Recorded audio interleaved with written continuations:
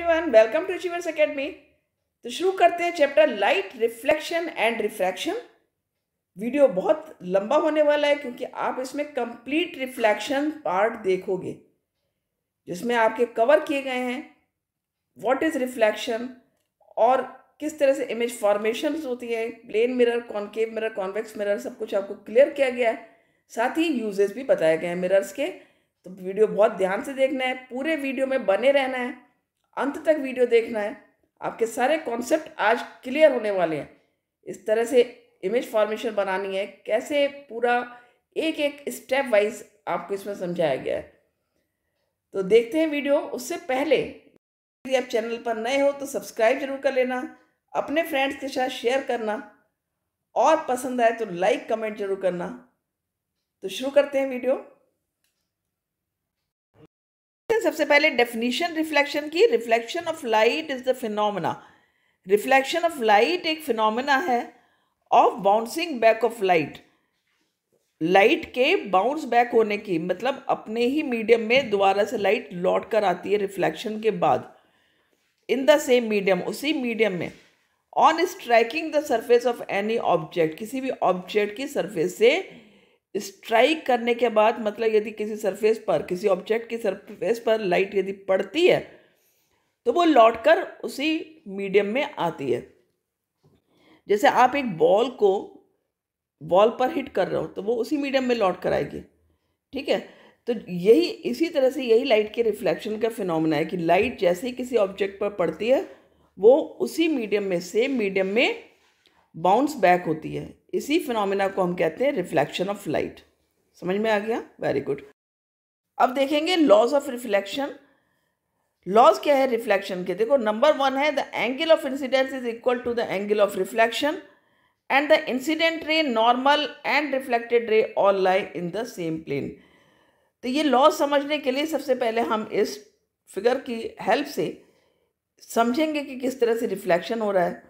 जो यहाँ पर एंगल बताएं, incidence angle, reflection angle, incident ray, reflected ray, ये सब समझेंगे, ठीक है। तो ये हमारा एक प्लेन मिरर हो गया, इसको मैंने एम डैश नाम दे दिया। अब ये देखो, ये लाइट सोर्स से लाइट आ रही है, ठीक है। ये जो लाइट रे आ रही है, ये एरो आपको शो करता है लाइट कहाँ से आ रही है, ठीक है। तो इस डायरेक्शन से लाइट आ रही है और ये यहाँ पर मिरर पर पड़ी। जिस पॉइंट पर लाइट फॉल हुई उस पॉइंट को हम कहेंगे पॉइंट ऑफ इंसिडेंस। क्या कहेंगे यहाँ पर हम इसको? Point of incidence. Means incidence का पॉइंट या फिर लाइट जहाँ पर फॉल हुई है वो पॉइंट। अब ये फॉल हुई यहाँ पर, फिर क्या होगा? ये बाउंस बैक होगी, रिफ्लेक्ट होगी। तो बाउंस बैक होकर के फिर ये अपने मीडियम में जा रही है, सेम मीडियम में जा रही है, ठीक है। तो ये लाइट जो रे रिफ्लेक्ट बैक हो रही है, यानी हम इसको क्या कह सकते हैं? हम इस रे को कहेंगे रिफ्लेक्टेड रे। और जो रे लाइट सोर्स से आ रही है उसको हम क्या कहेंगे? Incident ray. तो ये आपको ध्यान रखना है, कौन सी इंसिडेंट रे है और कौन सी रिफ्लेक्टेड रे है। ये रे जो लाइट सोर्स से आकर के ऑब्जेक्ट पर पड़ी है, यहाँ पर मैंने मिरर दिखाया, मिरर पर आई है, इसको हमने क्या कहा? इंसिडेंट रे कहा। और जब ये रिफ्लेक्ट होगी, अपने ही मीडियम में जा रही है, इसको हमने क्या कहा? रिफ्लेक्टेड रे का। अब हम क्या करेंगे? पॉइंट ऑफ इंसिडेंस से हम एक परपेंडिकुलर ड्रॉ करेंगे। इस परपेंडिकुलर को नाम दे देती हूँ मैं एन, और यहाँ पर ही हो गया आपका, इस पॉइंट ऑफ इंसिडेंस को हम ओ पॉइंट से शुरू कर सकते हैं। तो ये आपका क्या हुआ? ये परपेंडिकुलर है। तो जो इंसिडेंट रे और परपेंडिकुलर के बीच का जो एंगल बना, उस एंगल को हम क्या कहेंगे? हम कहेंगे एंगल आई। तो ये क्या हो गया? आपका एंगल आई हुआ। क्लियर? इंसिडेंट रे और परपेंडिकुलर के बीच का जो एंगल है वो एंगल आई हुआ, जिसको हम बोलते हैं एंगल ऑफ इंसिडेंस। तो एंगल ऑफ इंसिडेंस को हम कैसे रिप्रेजेंट करेंगे? एंगल आई से। क्लियर? तो ये जो एंगल बना इंसिडेंट रे और नॉर्मल के बीच का, एंगल ऑफ इंसिडेंस। फिर ये जो परपेंडिकुलर और रिफ्लेक्टेड रे के बीच का एंगल है, इसको हम स्मॉल आर, एंगल आर से शो करेंगे, और ये एंगल ऑफ रिफ्लेक्शन कहलाएगा। क्या कहलाएगा? ये एंगल ऑफ रिफ्लेक्शन। तो यहाँ पर जो फर्स्ट लॉ है वो क्या है? The angle of incidence is equal to the angle of reflection. जब भी आप डायरेक्ट डायग्राम बनाओगे इमेज फॉर्मेशंस के, रिफ्लेक्शन के, तो आप देखोगे कि ये लॉ हमेशा फॉलो होगा कि जो एंगल आई है और जो एंगल आर है, यानी कि जो एंगल ऑफ इंसिडेंस है और जो एंगल ऑफ रिफ्लेक्शन है, ये दोनों हमेशा इक्वल होंगे एक दूसरे के।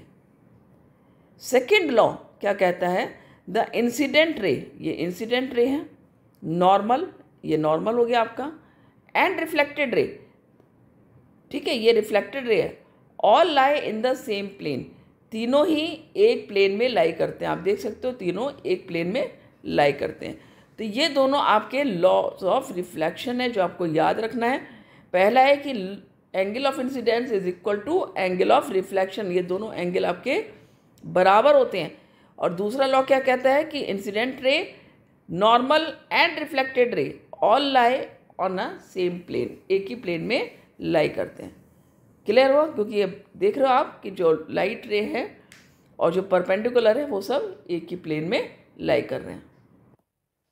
क्लियर हो गया? Very good. तो अब लॉज ऑफ रिफ्लेक्शन के बाद हम देखेंगे कि रिफ्लेक्शन कितने तरह का होता है। रिफ्लेक्शन देखो दो तरह का होता है। एक होता है जिसको हम बोल सकते हैं रेगुलर रिफ्लेक्शन, दूसरा जो होता है उसको हम बोल सकते हैं इर्रेगुलर, ठीक है ना, इर्रेगुलर रिफ्लेक्शन। अब क्या अंतर है इसमें दोनों में पूछोगे तो देखो ये होता है बिल्कुल जो स्मूथ सर्फेसेस होती हैं, स्मूथ सर्फेसेस से कौन सा हुआ, रेगुलर, और जो रफ सर्फेसेस होंगी उनसे होगा इर्रेगुलर रिफ्लेक्शन। लेकिन लॉज यहाँ भी फॉलो होंगे। आप यदि यहाँ पर हर रे का, ये जितनी भी रेज आई हैं और रिफ्लेक्ट होकर के गई हैं, इनका यदि परपेंडिकुलर ड्रॉ करोगे तो जो परपेंडिकुलर ड्रॉ करोगे तो क्या देखोगे कि हमेशा इनका एंगल जो है वो एंगल आई और एंगल आर की वैल्यू हमेशा सेम होगी, ठीक है। इसी तरह यदि इर्रेगुलर में भी देखोगे, भले ही आपको ये रेज लग रही हैं जैसे कुछ आड़ी तिरछी सी लग रही है देखने में, लेकिन जब आप इसका परपेंडिकुलर ड्रॉ करोगे तो पाओगे कि हाँ angle I is always equal to angle are.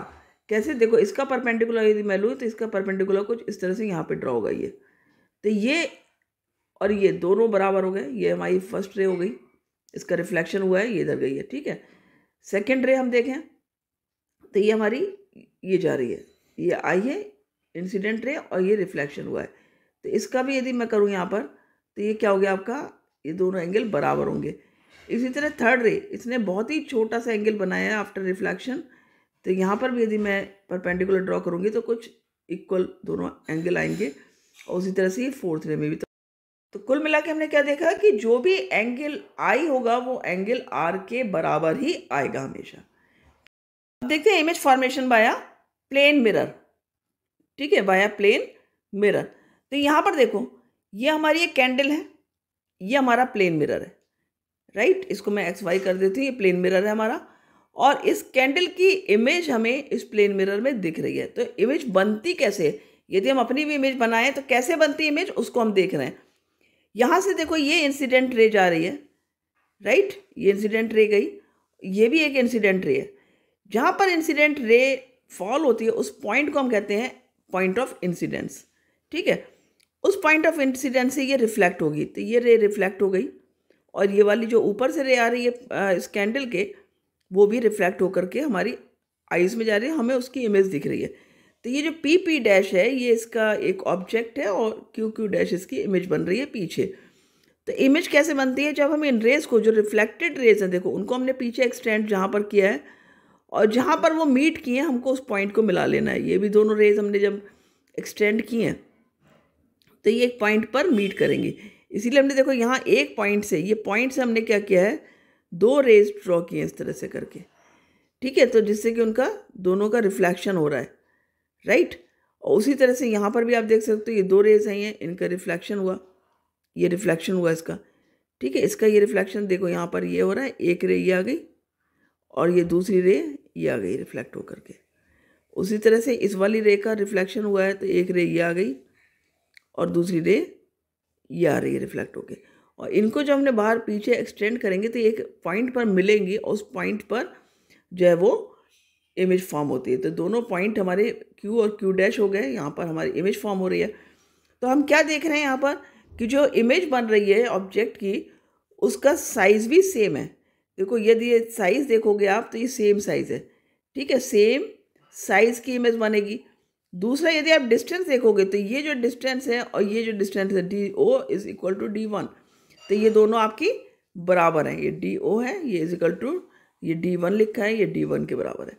यानी सेम डिस्टेंस पर सेम साइज की बनेगी और थिकनेस यदि आप देखोगे इसकी ऑब्जेक्ट की वो भी सेम है। भाई आप जितने मोटे होगे, जितने पतले होगे, उतना ही आप दिखोगे मिरर में। अब यहाँ पर एक और चीज़ जो आपको दिख रही है वो क्या दिख रही है, जैसे ये पर्सन है, इसकी इमेज दिख रही है यहाँ पर यहाँ पर ये क्या है, ये अपना राइट हैंड, इसका ये कौन सा हैंड है, राइट हैंड है। राइट हैंड की इमेज क्या लग रही है यहाँ पर, लेफ्ट हैंड। तो ये यहाँ पर लगता है जैसे लेफ्ट हैंड है, तो ये राइट हैंड की इमेज क्या लग रही है हमको, लेफ्ट हैंड की इमेज। इसको हम बोलते हैं कि जो इमेजेस होती हैं वो लेटरली इन्वर्टेड होती हैं। इसको हमने क्या बोला कि images are laterally inverted.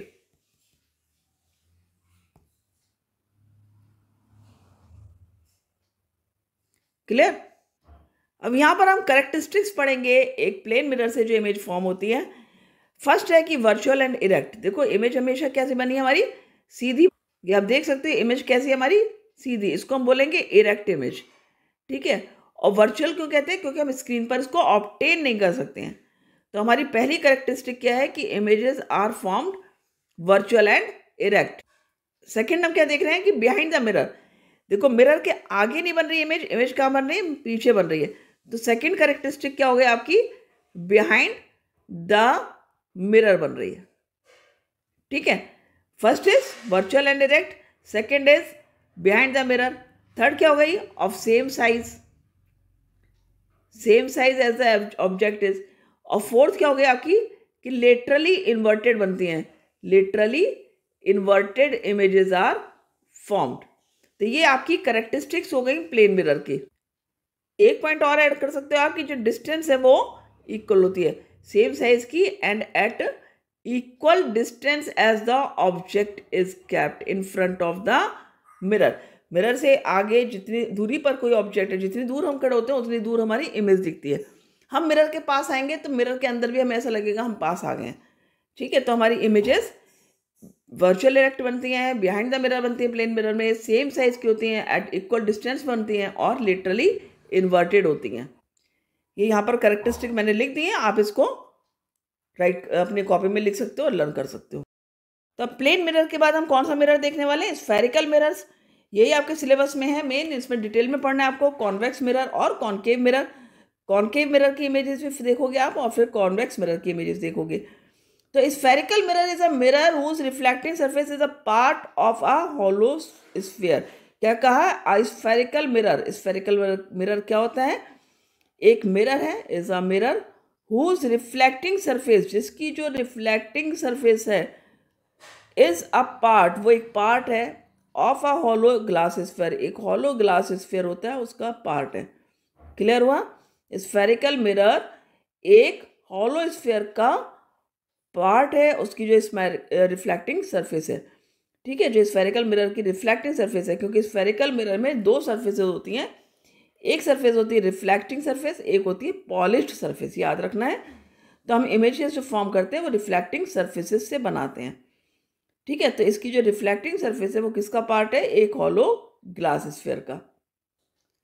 Simple से दो एग्जाम्पल जो आप अपने घर में देखते हो, स्पून्स को देख सकते हो आप। स्पून एक एग्जाम्पल है आपका, जिसमें कि आप एक अंदर की साइड से, जो गहरी साइड है, अंदर को कर्व साइड है, वहाँ से अपनी इमेज देखोगे, और जो दूसरी साइड है उसमें अपनी इमेजेस देखोगे, ठीक है। तो जो इमेज देखो जो कब बन रही है, ये जब आपका इनर साइड से बन रही है और ये बाहर की साइड से। तो आप खुद देखना इसमें और कोशिश करना समझने की कि क्या अंतर है। लेकिन जो अंदर की साइड गहरी होगी साइड, उसको हम कहेंगे कॉनकेव। यह कौन सी साइड हो गई, कॉनकेव, जो अंदर से डेप्थ है जिसमें, ठीक है। और जो बाहर की तरफ आउटवर्ड बल्ज है वो कौन सी हो गई, कॉन्वेक्स साइड हो जाती है, ठीक है। तो हम इसमें इस तरह से आप खुद भी देख सकते हो, अपने घर में चम्मच को लो और देखो इमेजेस कैसे फॉर्म हो रही हैं। जब आप पास ला रहे हो स्पून तो कैसी हो रही है कॉनकेव साइड से, दूर ले जा रहे हो तो कैसी हो रही है, इसको देखना और समझना, ठीक है। तो अब देखते हैं कि स्फेरिकल मिरर किस तरह से फॉर्म होते हैं, हॉलो स्फीयर से, ठीक है। ये सपोज एक हॉलो स्फीयर है, ये दो हॉलो स्फीयर आपको दिख रहे हैं, एक से हमने कॉनकेव मिरर को डिस्क्राइब किया, एक से कॉन्वेक्स को, ठीक है। एक मिरर से भी हम दोनों डिस्क्राइब कर सकते हैं, पर यहाँ पर मैंने दो लिए हैं। अब ये कॉनकेव मिरर है, ये अंदर की साइड इसकी रिफ्लेक्टिंग सरफेस है। ये वाली जो इनर सरफेस है, ये कौन सी सरफेस है इसकी? रिफ्लेक्टिंग सरफेस हो गई अंदर वाली, ठीक है। और बाहर वाली सरफेस जिसमें मैंने ये ऑरेंज कलर से लाइन दिखा रखी है आपको, ये पॉलिश सरफेस हो गई। तो पॉलिश सरफेस से रिफ्लेक्शन नहीं होगा, कहाँ से होगा? रिफ्लेक्टिंग सरफेस से होगा। अब ये स्फेयर है तो ऑब्वियस सी बात है इसका कोई सेंटर होगा। तो ये जो इसका सेंटर है इसको हम क्या कहेंगे? Centre of curvature. सेंटर क्या कहलाएगा मिरर का? Centre of curvature. कौन सा सेंटर ऑफ कर्वेचर हुआ? जो इस स्फीयर का मिरर पार्ट है। देखो मिरर तो हमारा इतना हुआ, इसको मैं कर सकती हूँ एम और एम डैश, ये हमारा मिरर हुआ, इतना मिरर है। अब इस मिरर में हमारा क्या हुआ? मिरर की जो डिस्टेंस हमारी इतनी है, इतना डायमीटर है, और ये जिस स्फीयर से बना उसका सेंटर जो है वो क्या कहलाएगा? हमारा सेंटर ऑफ कर्वेचर कहलाएगा। अब centre of curvature centre of the mirror, centre of the sphere कहलाया, तो सेंटर ऑफ मिरर को हम क्या कहेंगे? पोल कहेंगे, पी से इसको डिनोट करेंगे, और पोल कहेंगे। सेंटर ऑफ कर्वेचर को हम सी से रिप्रेजेंट करेंगे। क्लियर हुआ? अब उसके बाद में जो डिस्टेंस है आपकी सेंटर ऑफ कर्वेचर से पोल तक की जो डिस्टेंस है, यहाँ से लेके यहाँ तक की जो डिस्टेंस है, इसको हम क्या कहेंगे? R, that is radius of curvature. ये आपको दिखाया हुआ है यहाँ पर, ठीक है। ये क्या हुआ? यहाँ से लेकर के यहाँ तक के डिस्टेंस को हमने क्या बोला? Radius of curvature. और एक इमेजिनरी लाइन जो सेंटर ऑफ कर्वेचर से लेके पोल तक जाती है उसको हम क्या कहते हैं? Principal axis. क्या बोलेंगे उसको? Principal axis. तो ये हम किसकी बात कर रहे हैं? कॉनकेव मिरर की। कॉनकेव मिरर जिसकी रिफ्लेक्टिंग सरफेस हमेशा अंदर होगी। देखो कॉनकेव, केव मतलब अंदर, गुफा टाइप से, क्या कॉनकेव, तो हमेशा याद रखना इस चीज से कि जो अंदर की साइड से गहरा है उसको हम क्या कहेंगे? कॉनकेव। क्लियर? और ये जो एफ दिखाया है, एफ एफ फोकस, यहाँ पर अभी देखोगे आप कि जब रेज पैरेलल आएंगी, यदि हम मिरर पर रेज आती हैं तो वो कहाँ पर कन्वर्ज होती हैं? सारी की सारी रेज एक पॉइंट पर होती हैं, उस पॉइंट को हम क्या कहते हैं? फोकस कहते हैं, ठीक है। तो ये फोकस है। अब जब आप डायग्राम बनाओगे इस चीज़ का ध्यान रखना कि जो आपकी डिस्टेंस होगी पी से लेके सी तक की, उसके जस्ट हाफ में आपका एफ होगा, यानी कि सी एफ और पी एफ की डिस्टेंस भी आपकी इक्वल होगी। क्लियर हो गया? तो हमने क्या क्या देख लिया? हमने एम एम डैश देखा। यस, एम एम डैश क्या है? ये अपर्चर कहलाएगा। जो डायमीटर होगा इस मिरर का उसको हम क्या कहेंगे? अपर्चर बोलेंगे, ठीक है। तो एक और टर्म है यहाँ पर अपर्चर। तो ये सारी टर्म्स आपको याद रखनी है। अब हम दूसरा मिरर देखें, कॉन्वेक्स मिरर। कॉन्वेक्स मिरर में क्या हुआ? पॉलिश अंदर की तरफ है, बाहर की साइड रिफ्लेक्टिंग सरफेस है। ये सरफेस जो है बाहर की साइड में, ये है इसकी रिफ्लेक्टिंग सरफेस, यानी रिफ्लेक्शन यहाँ से होगा।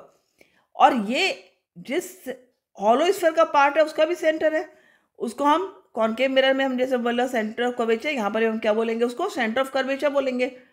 सेम वे में हम कॉन्वेक्स मिरर में भी जो उसका सेंटर है मिरर का, उसको हमने क्या कहा? पोल का, पी से रिप्रेजेंट करेंगे। जो इमेजिनरी लाइन जो पोल और सेंटर ऑफ कर्वेचर से होकर जाएगी उसको हम क्या बोलेंगे? यहाँ पर अगेन प्रिंसिपल एक्सिस बोलेंगे। क्लियर हुआ? और जो रेज आएंगी वो ऐसा लगेगा जैसे कि these all rays are meeting at a point, उस पॉइंट को हम क्या बोलेंगे? फोकस। यहाँ पर एक्चुअल मीटिंग नहीं होगी, आप देखोगे अभी रे डायग्राम्स में, they appear as they are meeting at focus. तो यहाँ पर हम क्या करेंगे कि उसको हमने फोकस लिया। तो जितनी भी डेफिनेशंस हैं, अपर्चर यहाँ भी सेम होगा, जो आपका डायमीटर होगा मिरर का उसको हम क्या कहेंगे? अपर्चर कहेंगे। तो हमने कितनी डेफिनेशन देखी? सेंटर ऑफ कर्वेचर देखा, यहाँ पर रेडियस ऑफ कर्वेचर देखा, डिस्टेंस होगी जो pole of centre of curvature के बीच की, उसको हमने क्या कहा? रेडियस ऑफ कर्वेचर का। प्रिंसिपल एक्सिस देखा हमने, और हमने देखा पोल और फोकस। और पोल और फोकस के बीच की जो डिस्टेंस है दोनों केसेस में, इसको हम क्या कहेंगे? स्मॉल एफ से रिप्रेजेंट करेंगे, और इसको हम कहेंगे फोकल लेंथ। क्या बोलेंगे इसको हम? Focal length. तो डेफिनेशंस आप लिख लेना, centre of curvature, centre of the sphere of which the mirror is a part, pole is the centre of the mirror, ठीक है। Principal axis imaginary line going passing through centre of curvature and pole.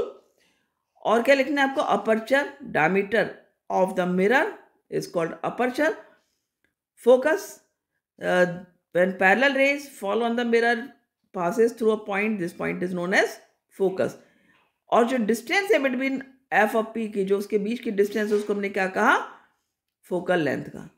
तो ये definitions मैंने यहाँ पर दे रखी हैं, आप इसको पॉज करके नोट कर लेना। ये आप देख सकते हैं definition, principal focus of concave mirror, principal focus of convex mirror.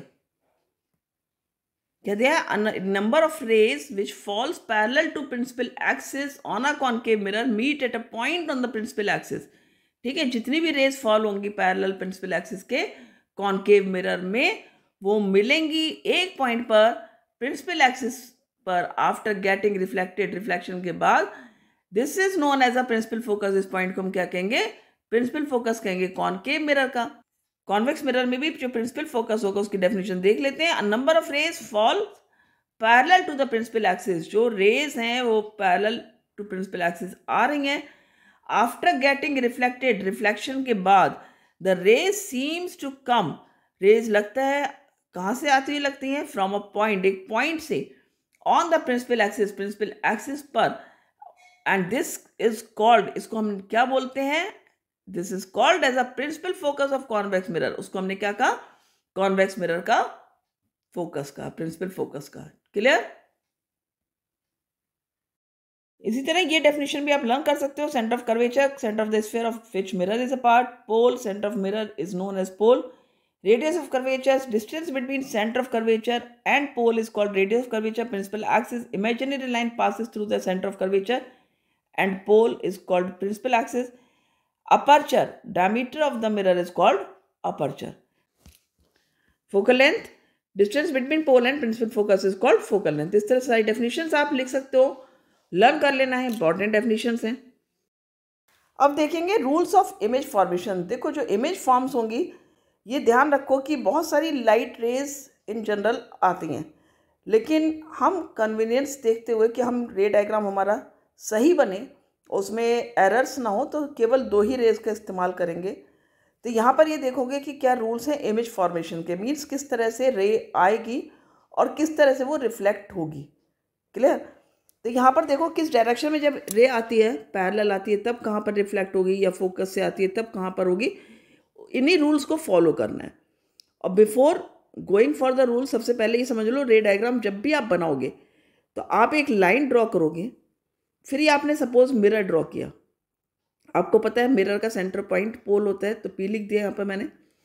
ठीक है, फिर हमें पता है कि जो सेंटर ऑफ स्फीयर है उसको हम सी से डिनोट करते हैं, और इन दोनों के बीच में हमारा फोकस होता है कहाँ पर, exactly at the middle of this point, जहाँ पर रेज जो है वो कन्वर्ज करती हैं, पैरेलल रेज। तो ये हमारा फोकस है। तो जब आप ये लाइन ड्रॉ कर लिया आपने, यहाँ पर आपने पी मार्क कर दिया, अब आप यहाँ पर सपोज क्या कर सकते हो, या तो ये डिस्टेंस आप जो एफ और पी के बीच की डिस्टेंस है 3, ये 2.5 सेंटीमीटर ऐसा कुछ ले लेना। 3 सेंटीमीटर भी लोगे दैट इज़ ओके। 3 सेंटीमीटर ये ले लिया, 3 सेंटीमीटर ये ले लिया। तो इस तरह से जब मेजरमेंट से बनाओगे तो कभी भी आपके डायग्राम्स रॉन्ग नहीं बनेंगे। क्लियर। तो फर्स्ट रूल क्या है कि when the ray comes parallel to principal axis in case of concave mirror, ये हमारा कौन सा मिरर है, ये हमारा है कॉनकेव मिरर। ठीक है, और दूसरी साइड मैंने कौन सा बना रखा है, ये हमारा है कॉन्वेक्स मिरर। क्लियर। तो अब सबसे पहले हम देख रहे हैं कि जब रे पैरेलल आएगी प्रिंसिपल एक्सिस के, ये मेरी पैरेलल रे आ गई प्रिंसिपल एक्सिस के। ठीक है, ऐसे आप स्केल से ड्रॉ कर लोगे, आपको कुछ नहीं करना है, सिंपली एक पैरेलल लाइन ड्रॉ की। उसके बाद आपने क्या करना है, ये जो पॉइंट है जो कि मिरर से टच कर रहा है, उस पॉइंट को आपने फोकस से टच किया और एक लाइन खींच दी। वो किधर से होकर के जाएगी, फोकस से होकर के जाती है। तो ray comes parallel to the principal axis, always goes through focus, passes through focus. First rule समझ में आ गया। When the ray, light ray comes parallel to the principal axis, it passes through focus. ये पहला rule है, जब भी हमारी रे पैरेलल आएगी फोकस से होकर जाएगी कॉनकेव मिरर के केस में।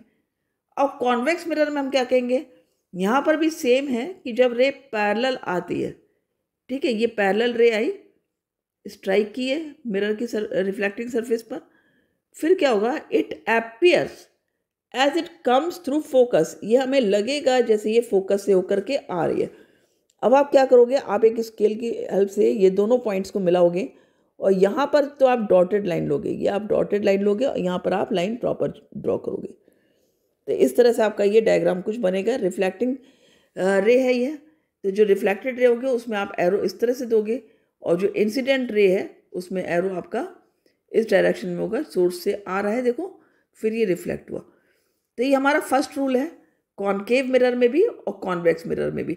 मीन्स यहाँ पर पैरेलल गई है रे तो सिंपली फोकस से पास हो जाएगी, यहाँ पर फोकस से आती हुई लगती है, ठीक है, ऐसा लगता है जैसे फोकस से आ रही है, तो उसके लिए हमें यहाँ पर डॉटेड लाइन से शो करना होता है, यहाँ पर हमें एग्जैक्ट लाइन दिखानी होती है। डॉटेड लाइन का मतलब है कि जो हमारी इमेज बन रही है यहाँ पर वो वर्चुअल बन रही है। क्लियर। सेकेंड रूल क्या कहता है कि जब रे फोकस से होकर के जाएगी, व्हेन रे comes through focus it emerge out parallel, means ये पैरेलल होकर के वापस जाएगी रिफ्लेक्शन के बाद। तो यहाँ पर हमने क्या किया, हमने रे फोकस से ले ली, फोकस से होकर के हमारी रे जाएगी ये, ठीक है, इस तरह से रे आई हमारी, टच किया उसने मिरर की सरफेस को, और फिर ये क्या हुआ, पैरेलल होकर के ये रिफ्लेक्ट बैक हो जाएगी, इस तरह से ये रिफ्लेक्ट हो गई। ये हमारा सेकेंड रूल हो गया कि जब फोकस से आएगी तो पैरेलल वापस जाएगी। कॉन्वेक्स मिरर में हम क्या करेंगे, ये कॉन्वेक्स मिरर हो गया हमारा। कॉन्वेक्स मिरर में जब रे डायरेक्टेड होगी टूवर्ड्स फोकस, मीन्स फोकस की तरफ जाएगी रे, तो ये हमारी रे आ रही है, इस तरह से करके आई, और यहाँ पर ये आपका डॉटेड लाइन हो गई, इस तरह से डायग्राम बनेगा, एरो ये चूंकि रे आ रही है, ठीक है। फिर ये भी क्या होगा, एमर्ज आउट पैरेलल, पैरेलल होकर के वापस जाएगी, तो यहाँ पर ये एरो इस तरह से हो जाएगा। तो कॉन्वेक्स मिरर में और कॉनकेव मिरर में दोनों में देख लो, यहाँ पर एक्चुअल रे आ रही है और फिर रिफ्लेक्शन हो रहा है। यहाँ पर रे डायरेक्ट की हमने फोकस की तरफ, लेकिन यहाँ पर क्या होगा, फोकस किधर है, राइट साइड है, इसके बिहाइंड है, तो हमें यहाँ पर वर्चुअल दिखता है, अपीयर होती है, और यहाँ पर फिर ये रिफ्लेक्ट हुई पैरेलल। थर्ड रूल क्या कहता है कि जब रे सेंटर ऑफ कर्वेचर से जाएगी, तो जब ये एक लाइट रे आपकी सेंटर ऑफ कर्वेचर से जाती है तो उसी डायरेक्शन में ये वापस लौटती है। ये देखो यहाँ पर गई रे और यहीं से वापस लौटी उसी डायरेक्शन में। कॉनकेव मिरर में भी, कॉन्वेक्स में भी क्या होगा कि जब रे डायरेक्ट की है टुवर्ड्स सेंटर ऑफ कर्वेचर, तो यहाँ पर क्या हुआ, हमने ये रे ऐसे भेजी और यहाँ पर ये डॉटेड लाइन आ गई, तो ये रे आई है और सेम डायरेक्शन में रिफ्लेक्ट बैक हो गई है, तो ये आपका डायग्राम बन जाता है कॉन्वेक्स मिरर में। ये आपका हो गया कॉनकेव मिरर और ये हो गया दूसरा आपका कॉन्वेक्स मिरर, ठीक है। तो इस तरह से आपको ध्यान रखना है किस तरह से इमेजेस बनानी है। थर्ड रूल भी देख लिया कि जब रे सेंटर ऑफ कर्वेचर से आएगी तो बिना डेविएट हुए वापस जाएगी, कॉनकेव मिरर में भी और कॉन्वेक्स मिरर में भी। फोर्थ केस क्या कहता है कि जब रे पोल पर आएगी, ठीक है, तो ये देखो रे आई हमारी पोल पर, ठीक पोल पर टच करेगी, फिर उसी एंगल से वापस लौट जाएगी। ये रिफ्लेक्शन का जो रूल है ये हमेशा हर केस में लागू होगा कि जो रेज रिफ्लेक्टेड होकर आएंगे उनमें जब आप परपेंडिकुलर ड्रॉ करोगे तो आई और एंगल आर आई इक्वल होंगे। यहाँ पर परपेंडिकुलर का काम कौन कर रहा है, प्रिंसिपल एक्सिस, तो ये एंगल आई और एंगल आर दोनों जो है आपके इक्वल होंगे। सेम केस बनेगा यहाँ पर कॉन्वेक्स मिरर में। ये देखो ये आपकी रे आई पोल पर आई, ये पोल है आपका, और ये सेम एंगल से यहाँ पर वापस जाएगी, तो हम यहाँ एरो ड्रॉ कर लेते हैं और ये इसमें भी एंगल आई और एंगल आर आपका इक्वल होगा। तो इन्हीं चार डायरेक्शंस को लेकर, इन चार रूल को लेकर के हम बनाएंगे रे डायग्राम्स। क्लियर, आगे क्लियर समझ में, चारों रूल समझ में आ गए। तो बढ़ते हैं आगे। Image formation by the concave mirror. Concave mirror से इमेज फॉर्मेशन किस तरह होती है, इसमें देखो 6 केसेस होंगे, 6 केसेस होंगे जिनमें 5 केसेस में आपको मिलने वाली है इमेज रियल एंड इन्वर्टेड। केवल एक केस होगा जिसमें कि आपको वर्चुअल एंड इरेक्ट इमेज मिलेगी। ध्यान रखने वाली बात है, कॉनकेव मिरर में 6 केसेस में से 5 केसेस में आपको रियल और इन्वर्टेड इमेजेस मिलने वाली हैं। तो फर्स्ट केस हम देखते हैं when the object is at infinity. ये हमने पहले भी देख रखा है जब हमने फोकस देखा कि फोकस कहाँ पर होता है कॉनकेव मिरर का। तो जो पैरेलल रेज जाती हैं वो हमने क्या देखा, सब फोकस पर कन्वर्ज होती हैं। वही रूल यहाँ पर अप्लाई होता है। रूल से भी हमने देखा कि जो पैरेलल रेज जाएगी वो फोकस से होकर जाएगी। तो जब ऑब्जेक्ट इन्फिनिटी पर है तो हम क्या करेंगे, हमने एक रे ये ड्रॉ करी, ठीक है, और ये रे किधर से होकर के जाएगी, फोकस से, तो ये फोकस से होकर जाएगी, यही हमारा रूल भी है। क्लियर। अब दूसरी रे हम देखते हैं, दूसरी रे हमारे नीचे से हम ले लेते हैं एक पैरेलल रे, और ये भी कहाँ से होकर के जाएगी, फोकस से होकर के जाएगी। तो इस तरह से हमारा ये बन जाता है रे डायग्राम। ठीक है, इसको क्लियर बना लेना, स्केल से बनाओगे तो कोई दिक्कत ही नहीं आने वाली है, ये आपका डायग्राम बन जाता है। तो इस तरह से हमने क्या देखा कि जो रेस पैरेलल आती है, जब ऑब्जेक्ट इन्फिनिटी पे है मतलब पैरेलल रेज आएंगी, समझ लो। अब जब पैरेलल रेज आएंगी तो वो कहाँ पर मीट करेंगी, फोकस पर। जहाँ पर रेज मीट करती हैं वहाँ पर हमारा इमेज बनती है, ये ध्यान रखो एक चीज़। सेकेंड थिंग, ये हमने दो रेज से डायग्राम बनाए, तो ये सिर्फ कन्वीनियंस के लिए बनाते हैं, जिससे कि एक क्लियर डायग्राम दिखे आपको। अदरवाइज ऐसा नहीं कि केवल दो रेज आती हैं, रेज बहुत सारी होती हैं, पर हम रे डायग्राम जब बनाने चल रहे हैं तो हम बहुत सारी रेज शो करेंगे तो हमारा डायग्राम प्रॉपर नहीं बन पाएगा, इसलिए हम जनरली दो ही रेज से डायग्राम्स बनाते हैं। ठीक है, आपको भी ऐसा ही करना है। तो हमने क्या देखा, when the object is at infinity, infinity पे ऑब्जेक्ट है, पैरेलल रेज आई और फोकस पर मीट हुई, मीन्स इमेज कहाँ बन रही है, फोकस पर। तो हम यहाँ पर क्या लिख सकते हैं, पोजीशन ऑफ इमेज कहाँ पर हुई है, एट फोकस। ठीक है। सेकेंड, साइज, साइज आप देख सकते हो पॉइंट साइज इमेज बन रही है, बहुत ही स्मॉल साइज, हाईली डिमिनिश्ड। तो यहाँ पर आप लिख सकते हो हाईली डिमिनिश्ड, हाईली डिमिनिश्ड लिख सकते हो आप, और आप लिख सकते हो पॉइंट साइज, या फिर आप लिख सकते हो पॉइंट साइज इमेज। ठीक है। Next is nature. नेचर यहाँ पर क्या है, रियल एंड इन्वर्टेड इमेज बनेगी। कैसी इमेज बनेगी यहाँ पर, रियल एंड इन्वर्टेड इमेज। तो ये हमारे तीनों चीज़ें, ये आपको लर्न करना है, position of image, size of image, nature of image. ये तीन चीज़ें जो आपको करेक्टरिस्टिक्स होंगी इमेज फॉर्मेशन में, ये आपको ध्यान रखना है। वैसे जब आप डायग्राम बनाने की प्रैक्टिस कर लोगे तो ये सब आपको टिप्स पर आ जाएंगी चीज़ें। वीडियो ध्यान से देखना, बहुत अच्छे से आपको क्लियर हो जाने वाली है सारी चीज़ें। क्लियर। नेक्स्ट देखते हैं, when the object is at focus. अब हमारा ऑब्जेक्ट कहाँ पर है, फोकस पर है।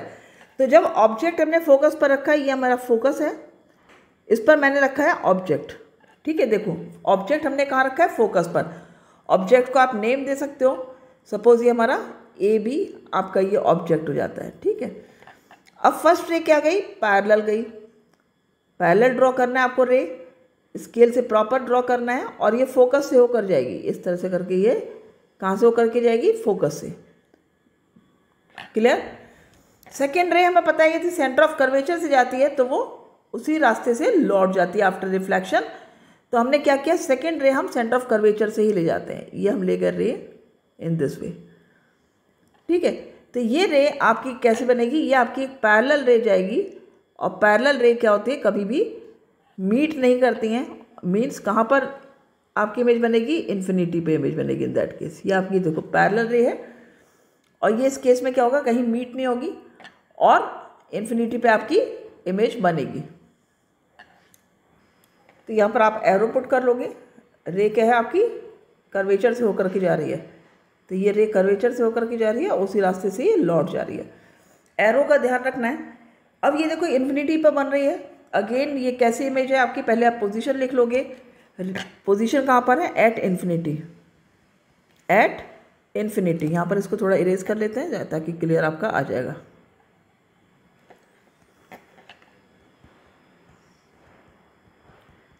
ठीक है। नेक्स्ट साइज क्या है, हाईली एनलार्ज। यहाँ पर जो साइज है वो क्या है, हाईली एनलार्ज साइज की इमेज बनेगी, बहुत बड़ी इमेज बनती है यहाँ पर। ठीक है। थर्ड क्या है, nature of the image. Again यहाँ पर क्या हो जाएगा आपका, रियल एंड इन्वर्टेड इमेज बनेगी। क्लियर। तो रे डायग्राम जब आप बनाओगे तो ये सारी चीज़ें आपको ध्यान रखनी है, कहाँ पर इमेज फॉर्मेशन हो रही है, कैसा साइज है और कैसा नेचर है, यही क्वेश्चंस में आपके आता है। थर्ड केस देखते हैं, when the object is beyond C. अब ऑब्जेक्ट कहाँ पर है आपका, बियॉन्ड सी है, ये आपका सेंटर ऑफ कर्वेचर है, और इसके भी पीछे आपका ऑब्जेक्ट है। ठीक है। यहाँ पर आपका ये ऑब्जेक्ट हो जाता है। जब आप एरो लगाओगे तो वो भी ध्यान से लगाना है आपको, एरो बिल्कुल पॉइंटेड एरो बनाना है। ठीक है, लाइक दिस। अभी मैं चूँकि थोड़ा सा पेन ये मोटा हो जाता है तो इसलिए उतना प्यारा नहीं बन पाएगा, आपका बहुत अच्छा डायग्राम बन सकता है। अब यहाँ से पैरेलल रे गई, ये कहाँ से होकर के जाएगी, फोकस से होकर लौटेगी। आप एरो लगा लोगे, ये पैरेलल रे आ रही है, फोकस से होकर जा रही है।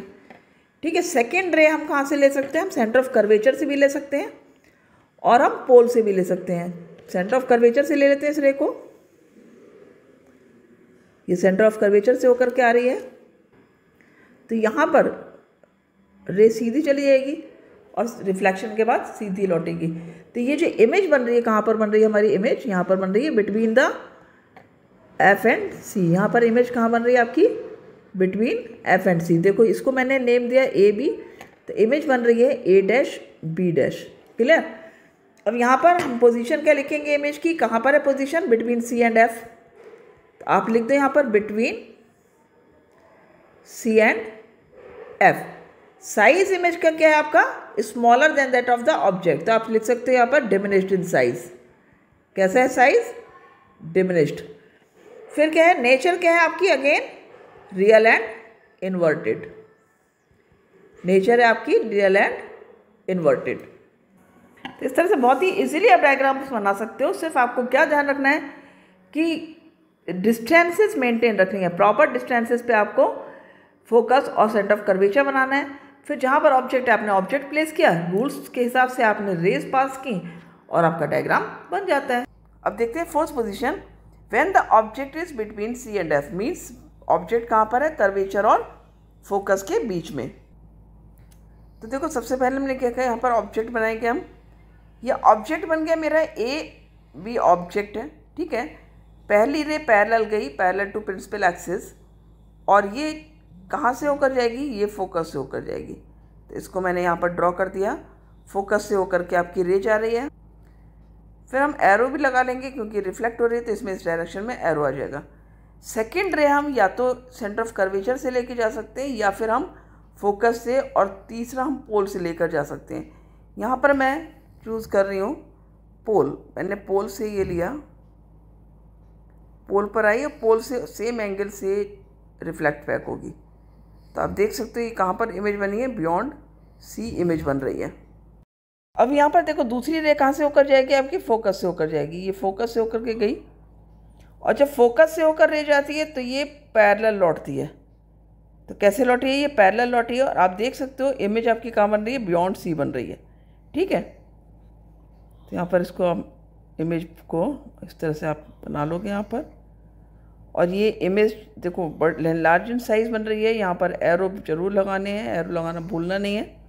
तो एनलार्ज इमेज बन रही है यहाँ पर। ये ए बी आपका ऑब्जेक्ट है और बी डैश ए डैश ये आपकी ए डैश बी डैश जो इमेज बनी है ये उल्टी बनी है। तो इस तरह से हमारी पोजीशन क्या हो जाती है? इमेज की पोजीशन हो जाती है बियॉन्ड सी।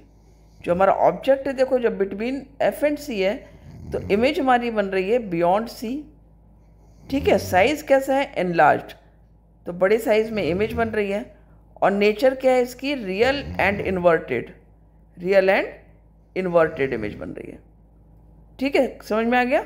ठीक है, आगे बढ़ते हैं। फिफ्थ केस क्या है? When the object is C, जब ऑब्जेक्ट हमारा सेंटर ऑफ कर्वेचर पर है। ये ध्यान रखना कि जब सेंटर ऑफ कर्वेचर पर है तो सेंटर ऑफ कर्वेचर पर ही इमेज फॉर्म होगी। कई बार इस तरह के डायग्राम में जो सेंटर ऑफ कर्वेचर वाला है, कई बार बच्चों के में थोड़ा सा इमेज इधर से उधर शिफ्ट हो जाती है। Even if you are drawing the diagram properly, means आपने सारी डिस्टेंसेस प्रॉपर लिए, तब भी थोड़ा सा दिक्कत हो जाती है कई बार। तो थोड़ा सा इसको हिसाब से बना लेना। ठीक है, इसको मैंने यहाँ पर कर्वेचर पर रखा ऑब्जेक्ट को, और उसके बाद में पहली रे क्या जाएगी? पैरेलल जाएगी। First ray will go parallel, parallel रे आ गई। ये कहाँ से होकर के वापस जाएगी? फोकस से होकर जाएगी, लाइक दिस। ठीक है, ये हमारा पहली रे बन जाती है। ऑब्जेक्ट का नाम कर देते हैं A and B. Clear? Second ray हमारी फोकस से होकर के जाएगी। फोकस से कर लेते हैं इसको हम, और फिर ये क्या होगा? पैरेलल जाएगी वापस होते पे। तो ये इस तरह से यहाँ पर इसी जगह पर इसकी इमेज बनेगी, जो कि इक्वल इन साइज भी होगी। ठीक है,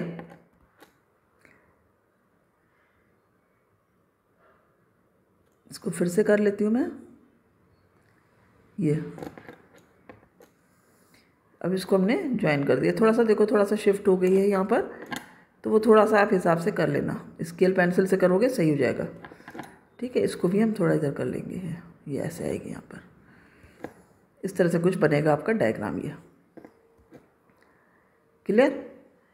तो ये हमने A डैश B डैश हमारा डायग्राम बना। अब ये इमेज बराबर भी होती है, इमेज फिर से बनाती हूँ मैं, सही नहीं बनाया। ये इमेज बनेगी C पर ही बनेगी, सेंटर ऑफ कर्वेचर पर ही बनेगी। ठीक है, देखो ऑब्जेक्ट सेंटर ऑफ कर्वेचर पर हुआ AB, और इमेज कहाँ पर बन रही है?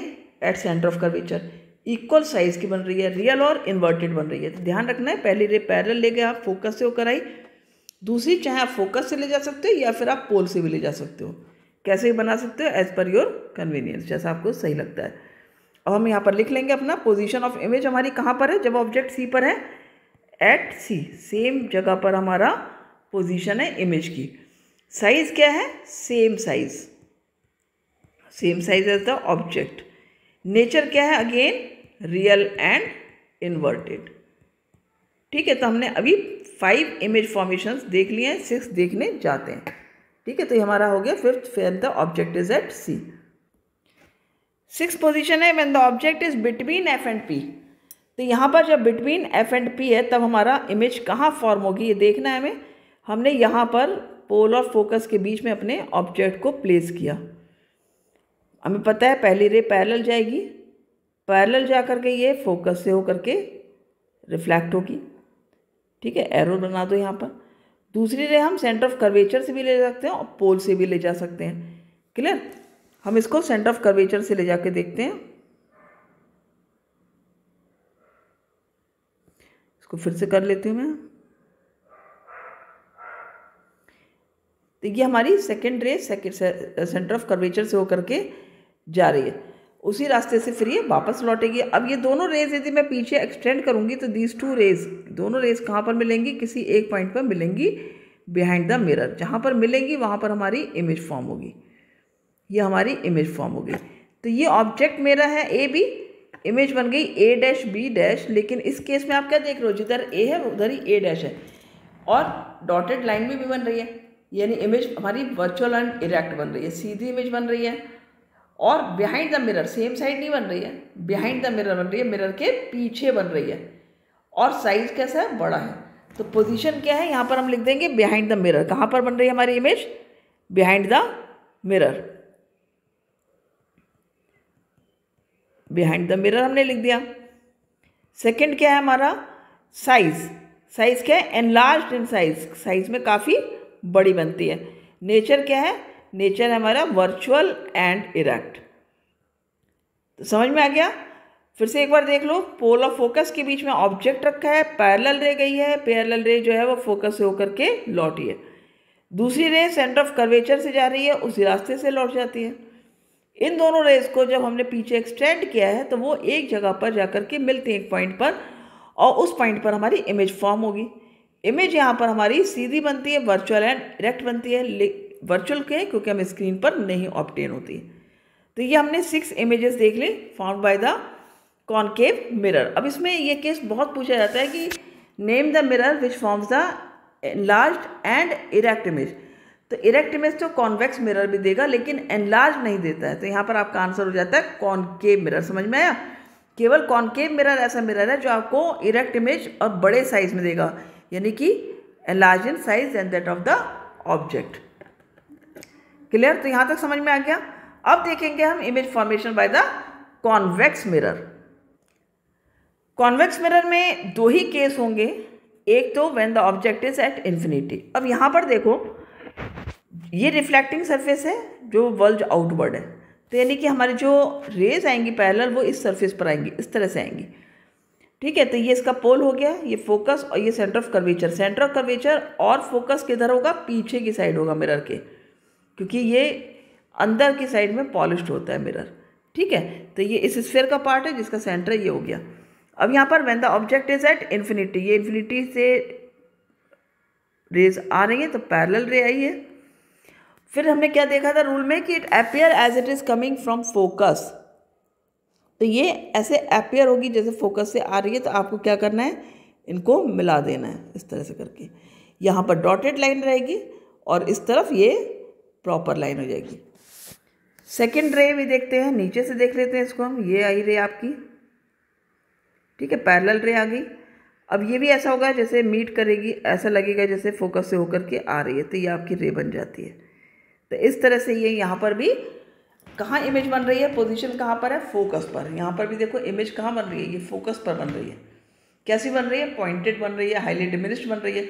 नेचर क्या है, जब भी डॉटेड लाइन से इमेज फॉर्म होगी, हमेशा याद रखो वर्चुअल एंड इरेक्ट की बात कर रहे हैं, ठीक है। और कॉन्वेक्स मिरर के केस में हमेशा वर्चुअल एंड इरेक्ट इमेज बनेगी।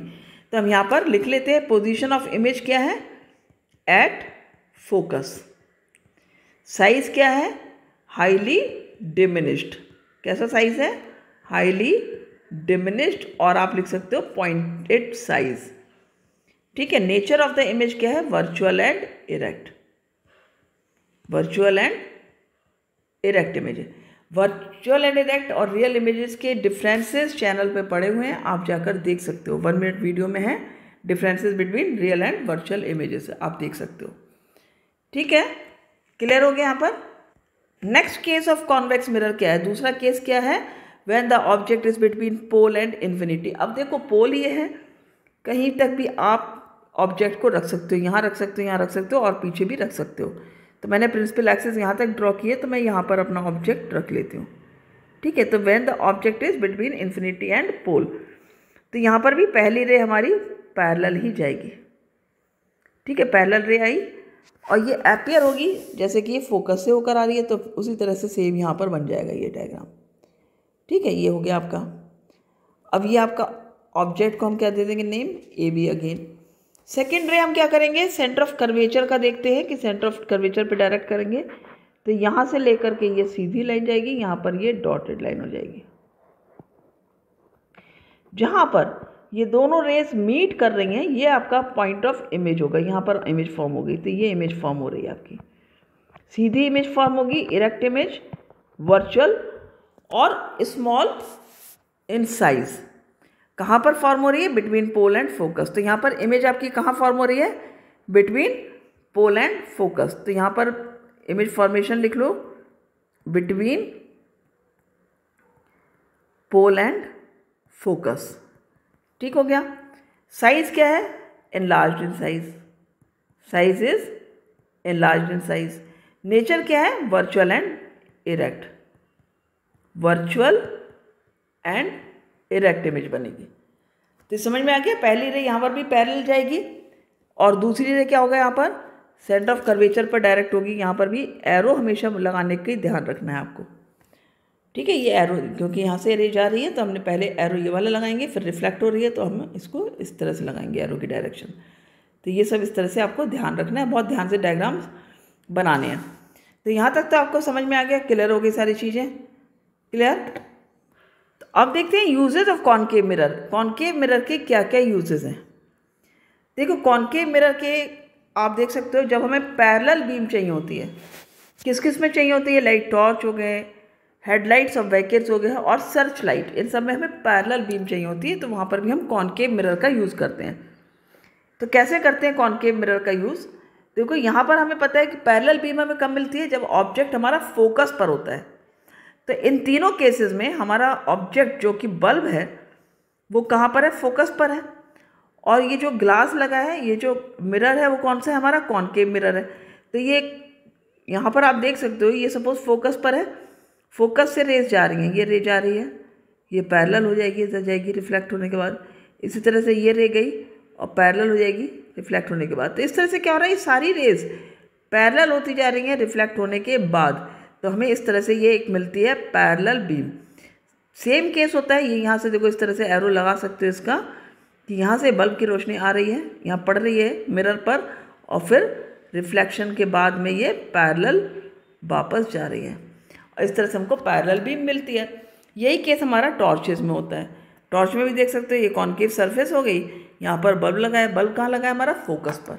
तो ये आपसे कई बार रीजनिंग पूछी जाती है कि support your answer.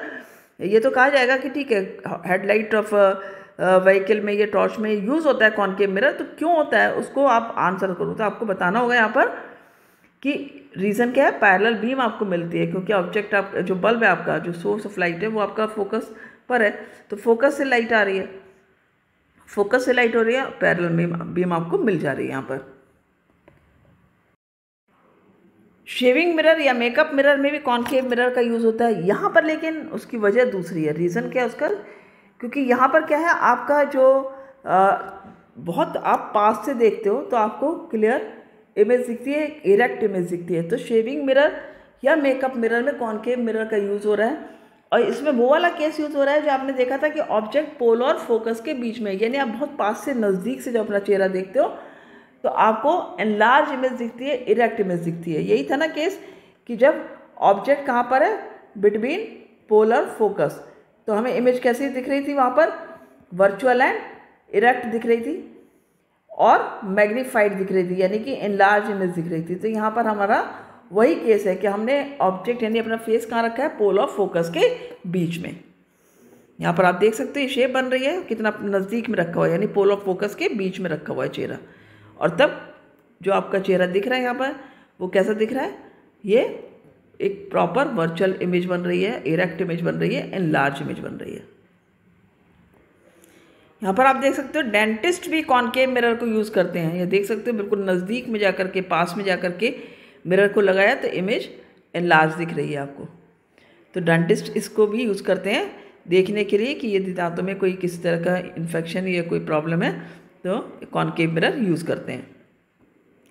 Solar furnaces में भी कॉनकेव मिरर का यूज़ होता है। ये देखो सोलर फर्नेस है, इसमें ये कॉनकेव रिफ्लेक्टर लगा है। ये देख सकते हो आप, मिरर लगा हुआ है और मिरर में इस तरह से एडजस्टमेंट किया है कि जो हमारा पॉट रखा जाएगा वो कहाँ पर रखा जाएगा, फोकस पर। तो जब फोकस पर रखा जाएगा, फोकस पर क्यों रखा गया है, क्योंकि देखो ये सन से सोलर रेडिएशन हो रहा है, सन से वो आ रही है, रेज आ रही हैं, और ये सारी रेज जो है पैरेलल बीम है। पैरेलल बीम कहाँ पर कन्वर्ज होती है, एट फोकस। तो फोकस पर ही हमें एक डिस्क रखनी होती है जिस पर कि हमारा पॉट होता है, जिसमें कि हम कुछ भी खाना कुक कर सकते हैं, जो कुकिंग प्लेट कह सकते हो आप उसको, वहाँ पर रखी होती है। तो यहाँ पर इतनी हीट जनरेट होती है कि इसलिए खाना जो है वो पक जाता है, आपका फूड कुक हो जाता है। तो ये कॉनकेव रिफ्लेक्टर यूज़ होता है आपका सोलर फर्नेसेस में भी। कॉनकेव रिफ्लेक्टर या कॉनकेव मिरर आप कह सकते हो। समझ में आ गया, पैरेलल बीम आई और कहाँ पर कन्वर्ज हुई सारी रेज, फोकस पर। अब देखते हैं कॉन्वेक्स मिरर्स के यूज़। कॉन्वेक्स मिरर के क्या क्या यूजेस हैं। एक देख रहे हो आप, ये रियर व्यू मिरर में यूज़ होता है। रियर व्यू मिरर में क्यों यूज़ होता है, क्योंकि देखो इसमें जो ड्राइवर ड्राइव कर रहा है गाड़ी, तो उसको अपने पीछे का बहुत सारा ट्रैफिक इजीली दिख जाता है, क्योंकि हमेशा कॉन्वेक्स मिरर में अपराइट इमेजेस बनती हैं, इरेक्ट इमेजेस बनती हैं और स्मॉल साइज़ की बनती हैं, जो ऑब्जेक्ट से बहुत छोटे साइज़ की। तो उसकी वजह से क्या होता है, ये एक काफ़ी बड़ा फील्ड ऑफ व्यू जो है वो देख पाता है जो ड्राइव कर रहा है गाड़ी। ठीक है, ये आपके कार्स में, स्कूटर्स, बाइक सब में लगा होता है। तो पहला तो हो गया आपका रियर व्यू मिरर में ये यूज़ होता है। दूसरा जो होता है आपका शॉप सिक्योरिटी मिरर्स में या ट्रैफिक मिरर्स में भी यूज़ होता है। इसको हम ट्रैफिक मिरर भी बोल सकते हैं इस वाले को, और वहाँ भी यूज़ होता है। आपने देखा होगा कई बार रोड्स पे, आपने कॉर्नर्स पे देखा होगा इसको लगे हुए।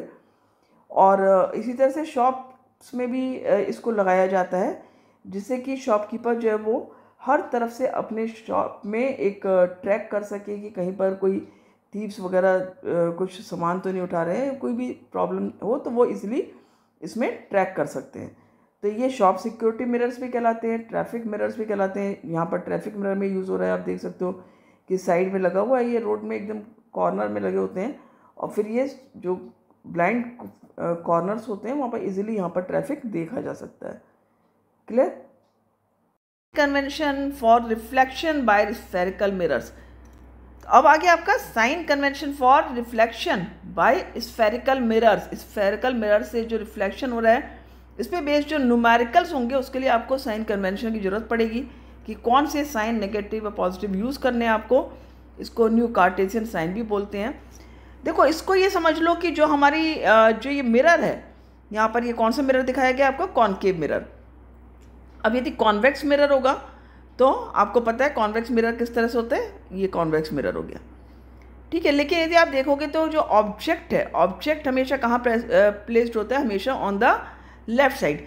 तो ऑब्जेक्ट चाहे वो कॉनकेव मिरर है चाहे कॉन्वेक्स मिरर है, हमेशा लेफ्ट साइड प्लेस होगा। इमेजेस, जितनी भी रियल एंड इन्वर्टेड इमेजेस बनती हैं कॉनकेव मिरर में, वो लेफ्ट साइड बनती हैं। लेकिन जो वर्चुअल एंड डायरेक्ट इमेज बनेगी वो चाहे कॉनकेव मिरर में चाहे ये कॉन्वेक्स मिरर में, दोनों में ही क्या होता है, राइट साइड बनती हैं। तो यहाँ पर ये देखने वाली बात है कि जो डिस्टेंसेस लेफ़्ट साइड की हैं उनको हम नेगेटिव साइन उनके साथ यूज़ करेंगे, और जो distances right side of the mirror है, चाहे वो कॉनकेव मिरर है चाहे वो कॉन्वेक्स मिरर है, उसमें हम पॉजिटिव साइन यूज़ करेंगे। क्लियर? तो राइट साइड के डिस्टेंसेस में पॉजिटिव साइन यूज़ होगा और लेफ़्ट साइड के डिस्टेंसेस में नेगेटिव साइन यूज़ होगा।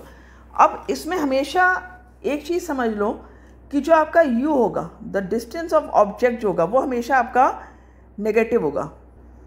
लिख सकते हैं यहाँ पर डिस्टेंस ऑफ ऑब्जेक्ट हमेशा क्या होगा आपका, ये नेगेटिव होगा। और डिस्टेंस ऑफ ऑब्जेक्ट को आप किससे रिप्रेजेंट करते हो? u से रिप्रेजेंट करते हो। ठीक है, डिस्टेंस ऑफ ऑब्जेक्ट किससे रिप्रेजेंट करोगे? u से। हमेशा इसको इसके साथ में साइन जो यूज़ करना है आपको, वो क्या होगा आपका? नेगेटिव होगा। नेक्स्ट हो गया आपका distance of images. Distance of images, तो जो इमेजेस की डिस्टेंस होंगी वो दोनों केस में अलग होगा। रियल एंड इन्वर्टेड में होगा आपका नेगेटिव साइन और वर्चुअल एंड डायरेक्ट में होगा पॉजिटिव साइन। तो डिस्टेंस ऑफ इमेज को हम यूज़ करेंगे वी साइन, इसको रिप्रेजेंट करते हैं वी साइन के वी लेटर के साथ में। और फॉर रियल एंड इन्वर्टेड आप लिख सकते हो for real and inverted images, तब तो ये डिस्टेंसेस रहेंगी आपकी नेगेटिव में। ठीक है, विद नेगेटिव साइन। और फॉर वर्चुअल एंड इरेक्ट उसमें आपका साइन आ जाएगा यहाँ पर पॉजिटिव। ठीक हो गया, समझ में आ गई बात? जो आपकी इमेजेस इधर साइड में बनेंगी लेफ्ट साइड में नेगेटिव साइन के साथ में न्यूमेरिकल करोगे उसमें और वैल्यूज़ रखोगे, और जो पॉजिटिव साइड बन रही है यानी कि राइट हैंड साइड बन रही हैं उस वर्चुअल इरेक्ट इमेजेस, उसमें आप पॉजिटिव साइन लगाओगे। थर्ड थिंग होती है आपकी फोकल लेंथ। ठीक है, फोकल लेंथ आप कैसे करोगे? इसको रिप्रेजेंट करोगे आप लेटर स्मॉल f से। और focal length in case of convex mirror आप यहाँ पर लिख सकते हो इन, पहले हम कॉनकेव लिख लेते हैं, इन कॉनकेव मिरर हमेशा क्या होगी? ये नेगेटिव होगी। और focal length of convex mirror, यहाँ पर भी इसको ऑफ कर लेते हैं rather then in, of concave mirror हमेशा क्या होगी? आपकी पॉजिटिव होगी। तो ये सब आप याद रखोगे, और याद रखने से ज़्यादा समझना, इसको बिल्कुल समझ लो कि क्या है। ठीक है, कभी आपकी मिस्टेक्स होनी ही नहीं है। Height of the object and height of the image. तो देखो height of the object, height of object इसको आप रिप्रेजेंट करते हो इधर सिंगल h लाइक दिस, और या आप लिख सकते हो HO यानी हाइट ऑफ द ऑब्जेक्ट। ये हमेशा आपकी पॉजिटिव रहेगी क्योंकि ऑब्जेक्ट आपका हमेशा प्रिंसिपल एक्सिस के ऊपर प्लेस होता है, तो ये हमेशा पॉजिटिव रहेगी। अब यदि हम हाइट ऑफ द इमेज कहें तो हाइट ऑफ इमेज जब आपकी रियल एंड इन्वर्टेड इमेजेस होंगी, image in case of real and inverted images, ठीक है, क्या होगी? ये नेगेटिव साइन होगा। और हाइट ऑफ इमेज को आप कैसे रिप्रेजेंट करोगे? या तो आप इसको लिखोगे HI और या फिर H डैश। यदि आप H लिखते हो यहाँ पर तो ये H डैश हो जाता है। HO हाइट ऑफ ऑब्जेक्ट लिखते हो तो इसको HI लिखोगे। ठीक है, फिर हम लिखेंगे height of image for virtual images, height of images for virtual and erect images. Height of image हम ऐसे लिख लेते हैं यहाँ पर for virtual and erect images. ये हमेशा पॉजिटिव होगी क्योंकि ये प्रिंसिपल एक्सिस के ऊपर है। तो जो प्रिंसिपल एक्सिस के नीचे है हाइट, उसको हमने लिया नेगेटिव साइन के साथ में, जो प्रिंसिपल एक्सिस के ऊपर है उनको हमने लिया पॉजिटिव साइन के साथ। तो ये सब चीज़ें आप ध्यान से करोगे जब न्यूमेरिकल्स, तो आपके न्यूमेरिकल्स में कोई मिस्टेक होने वाली नहीं है। क्लियर हो गया? हमेशा आपके न्यूमेरिकल्स सही जाएंगे जब आप ये साइन सही यूज़ करोगे। और जब आप न्यूमेरिकल करोगे तो आप लिखोगे भी कि कॉनकेव मिरर है या कॉन्वेक्स मिरर है, साथ ही आप ये साइन यूज़ करोगे। जब आप u लिख रहे हो उसकी वैल्यू के साथ नेगेटिव लिखोगे, v लिख रहे हो तो वेदर नेगेटिव पॉजिटिव जो भी है वो लिखोगे। उसी तरह फोकल लेंथ में भी आप नेगेटिव पॉजिटिव जो भी है वो लिखोगे। क्लियर? अब देखो यहाँ पर मिरर फार्मूला क्या लिखेंगे हम। यहाँ पर मिरर फार्मूला जो आपको हमेशा न्यूमेरिकल्स में काम आएगा लिखने के लिए, यहाँ पर आप लिखोगे 1/v plus 1/u is equal to हो जाएगा आपका 1/f। ये आपको हमेशा याद रखना है कि मेरा फॉर्मूला आपका क्या है, प्लस साइन है यहाँ पर। स्पेसिफिकली आपको ये साइन भी याद रखना है, ठीक है। अब देखो बच्चे क्या करते हैं, यदि आपको सपोज u निकालना है और v और f दिया है, ठीक है, u आपको फाइंड आउट करना है, तो आप 1/u को इधर लिखोगे और 1/f ऑलरेडी लिखा हुआ है इज इक्वल टू के बाद, और 1/v को इधर लाओगे तो ये माइनस जाएगा। सबसे पहले अपना फॉर्मूला अरेंज करोगे। यदि आपको 1/f निकालना है तो आपका फॉर्मूला एज इट इज़ सिर्फ उलट जाएगा। यदि आपको v निकालना है तो 1/v इज इक्वल टू क्या हो जाएगा, 1/f लिखोगे आप, फिर u को लेके जाओगे। तो पहले आप फॉर्मूले को सही करोगे, तब आप न्यूमेरिकल करोगे, तो भी आपकी गलतियां नहीं होंगी। बच्चे इसी जगह पर प्लेस कर देते हैं वैल्यूज़, फिर उनको इधर उधर लाने में सारी वैल्यूज़ में माइनस प्लस में गलतियां होती हैं। तो ये बहुत ध्यान रखना है वाली बात है कि कहीं पर भी आपको जो वैल्यू निकालनी है उसको आप लेफ़्ट साइड प्लेस करके 1/f को एज इट इज़ यहाँ पर ही छोड़ोगे यदि f नहीं निकालना है, और फिर इस वैल्यू को, दूसरी वैल्यू को v/u को इधर लेकर जाओगे। क्लियर। नेक्स्ट आता है आपका मैग्निफिकेशन। मैग्निफिकेशन का मतलब हुआ कि आपकी जो इमेज बनी है वो कितने बड़ी या छोटी बनी है ऑब्जेक्ट के कंपैरिजन में, ठीक है। ये आपको साइज़ नहीं बताएगा, ये सिर्फ उसको बताएगा कि कितनी बड़ी बनी है, 3 टाइम्स 2 टाइम्स बड़ी बनी है या 3 टाइम्स 2 टाइम्स छोटी बनी, जो भी है। इसको हम रिप्रेजेंट करते हैं स्मॉल m से। मैग्निफिकेशन स्मॉल m से हम रिप्रेजेंट करते हैं, और m इज इक्वल टू हो जाता है hi/ho आप लिख सकते हो। मीन्स ये क्या हुआ आपका, height of the image, height of the image upon height of the object.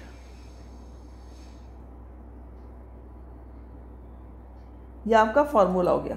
अब इसके अलावा मैग्निफिकेशन के लिए आप, यदि आपको हाइट नहीं दी है, मैग्निफिकेशन पूछा है, तो आप डिस्टेंस ऑफ इमेज और डिस्टेंस ऑफ ऑब्जेक्ट से भी निकाल सकते हो। उसके लिए फॉर्मूला हो जाता है आपका m is equal to -v/u, ठीक है।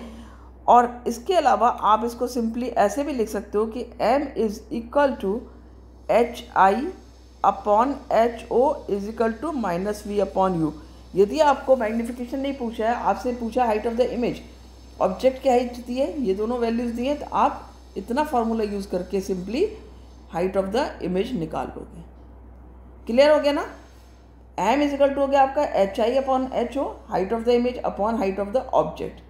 और यदि आपको ये नहीं दिए हैं, हाइट्स नहीं दिए हैं या हाइट नहीं निकलवाई है, सिंपली मैग्निफिकेशन पूछा है, तो आप v और u से भी निकाल सकते हो। तो इस तरह से हो जाता है।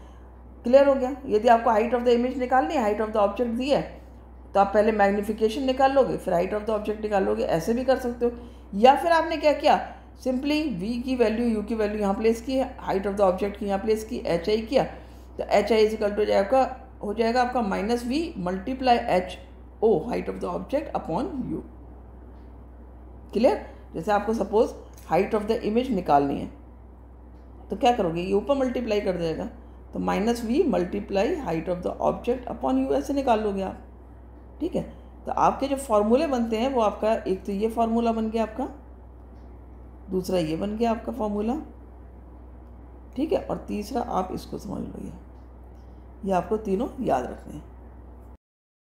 तो इस पे बेस्ड जो न्यूमेरिकल्स होते हैं उनमें आपको साइन का ही बहुत ध्यान रखना है। साइन कन्वेंशन जो आपने सीखा है उसका ध्यान रखना है, कौन सा साइन लगना है किस वैल्यू में, किस जो आपकी जो वैल्यूज़ हैं, चाहे वो डिस्टेंस की हैं, चाहे फोकल लेंथ की हैं या हाइट है, तो सब में आपको साइन का मेन ध्यान रखना है। साथ ही आपको फॉर्मूला याद रखना है और वैल्यूज़ को सही से पुट करना है। तो यहाँ पर हमारा रिफ्लेक्शन टॉपिक खत्म होता है। अगले वीडियो में हम देखेंगे रिफ्रैक्शन। उम्मीद है आपको बहुत अच्छे से समझ में आया होगा और साथ ही आपने एंजॉय किया होगा वीडियो, और एक एक कॉन्सेप्ट आपका क्लियर हुआ होगा। तो इसी तरह से वीडियोस देखते रहिए, अचीवर्स एकेडमी पर बने रहिए, और आपके सारे चैप्टर्स चुटकियों में खत्म होने वाले हैं। So thank you for watching the video. Bye bye.